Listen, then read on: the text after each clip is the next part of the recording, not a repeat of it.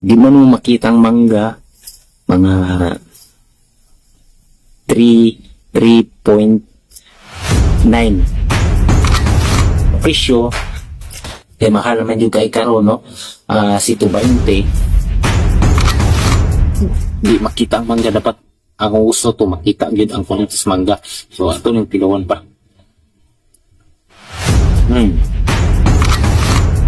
2,000 years Oy, later. welcome back sa aking panabago namang video mga kabika.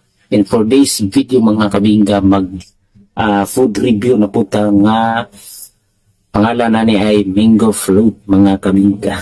So tulo ni na karakter, price, and ang lasa, og ang quality